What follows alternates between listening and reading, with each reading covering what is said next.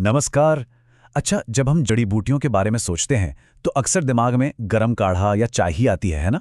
पर क्या वो अगर इन्हें इस्तेमाल करने का एक बिल्कुल अलग तरीका हो? आज हम शांगधर संहिता, जो कि एक बहुत पुराना आयुर्वेदिक ग्रंथ है, उसमें छिपी एक भूली बिसरी कला को फिर से जानेंगे। इसे कहते हैं हिम, यानी ठंडा अर्क बनाने की एक बहुत ही सरल लेकिन कमाल की शक्तिशाली तकनीक। तो इस सफर में हम सबसे पहले ये समझेंगे कि ये हिम कल्पना आखिर है क्या चीज। फिर इसके 2000 साल पुराने यूनिवर्सल नुस्खे पर नजर डालेंगे और देखेंगे कि इसे गर्मी और बुखार जैसी तकलीफों को दूर करने के लिए कैसे इस्तेमाल किया जाता था। तो चलिए शुरू करते हैं। ये हिम कल्पना असल में है क्या? सबसे पहले इसके नाम में ही छिपे मतलब को समझते हैं। देखिए, इस प्राचीन ग्रंथ में इसे हिम या शीतक कषाय कहा गया है। इसका सीधा साधा मतलब है ठंडा अर्क। और इसकी सबसे खास बात, इसे बनाने में गर्मी का, आग का बिल्कुल भी इस्तेमाल नहीं होता। इससे जड़ी बूटियों के जो सबसे नाजुक गुण होते हैं ना, वो भी सुरक्षित रहते हैं। इसे समझने का सबसे अच्छा तरीका शायद कोल्ड ब्रू कॉफी और हॉट कॉफी का है। जैसे कोल्ड ब्रू में कॉफी का स्वाद धीरे धीरे पानी में आता है, वैसे ही हिम में जड़ी बूटियों के गुण रात भर आराम से पानी में घुलते हैं, जबकि चाय जैसी गर्म विधि में यही काम बस कुछ मिनटों में हो जाता है। और सबसे दिलचस्प बात जानते हैं क्या है? चाहे कोई भी जड़ी बूटी इस्तेमाल हो रही हो, इसे बनाने का तरीका एक ही है। एक सीधा साधा यूनिवर्सल फॉर्मूला जो हजारों सालों से बिल्कुल नहीं बदला है। शारंगधर संहिता हमें एक बहुत ही सटीक, एकदम मैथमेटिकल अनुपात बताती है। बस एक हिस्सा जड़ी बूटी का और 6 हिस्से पानी। सोचिए जरा, इस प्राचीन फॉर्मूले में कितनी सादगी है और कितनी सटीकता। और इसकी प्रक्रिया तो और भी आसान है। जड़ी बूटी को मोटा मोटा पीसना है, उसे सही मात्रा में पानी में मिलाना है, रात भर के लिए छोड़ देना है और सुबह उठकर उसे छान लेना है। बस यही 4 कदम किसी भी हिम को बनाने का मूल आधार हैं। तो ठीक है, अब जब हम इसे बनाना जान गए हैं, तो चलिए ये देखते हैं कि पुराने जमाने में इसका इस्तेमाल किन समस्याओं के लिए होता था। खास तौर पर शरीर की बढ़ी हुई गर्मी को शांत करने के लिए। तो सवाल ये उठता है कि असल में इन नुस्खों को प्रैक्टिस में कैसे लाया जाता था।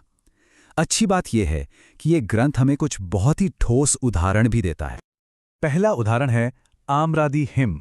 इसमें आम, जामुन और अर्जुन की छाल का इस्तेमाल होता है।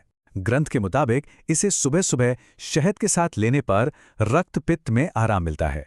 अब ये रक्तपित्त एक ऐसी स्थिति है जिसमें शरीर के अलग अलग हिस्सों से खून बहने लगता है, जैसे नाक से या मसूड़ों से। ये उदाहरण दिखाता है कि कैसे एक ही जड़ी बूटी कई काम आ सकती है।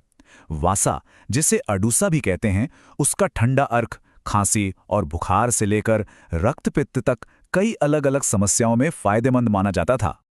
चलिए अब उन नुस्खों को देखते हैं जो खास तौर पर बुखार, बहुत ज्यादा प्यास लगना और इनसे जुड़ी दूसरी मुश्किलों के लिए बनाए गए थे।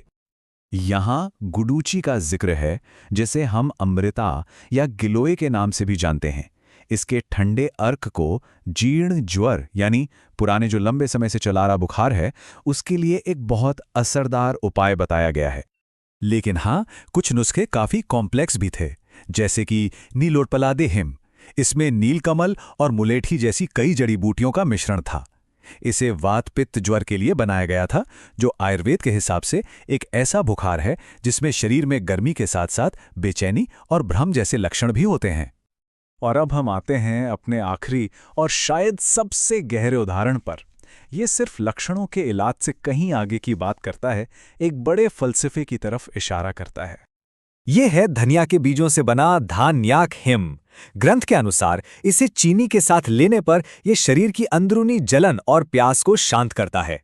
लेकिन इसका एक और भी गहरा उद्देश्य है।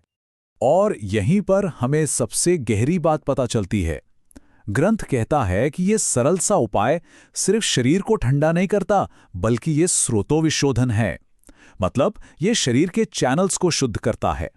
यह शरीर के उन सूक्ष्म रास्तों की सफाई करने जैसा है जिनसे ऊर्जा और पोषण का प्रवाह होता है। तो यह सिर्फ लक्षण मिटाने की नहीं, बल्कि पूरे सिस्टम को अंदर से साफ करने की बात है।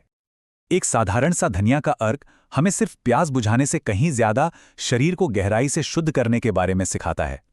यह सोचने पर मजबूर करता है कि ऐसे प्राचीन ग्रंथों में और कौन सी सरल लेकिन इतनी गहरी बुद्धिमानी छिपी हो सकती है, जो आज भी हमारे काम आ सकती है।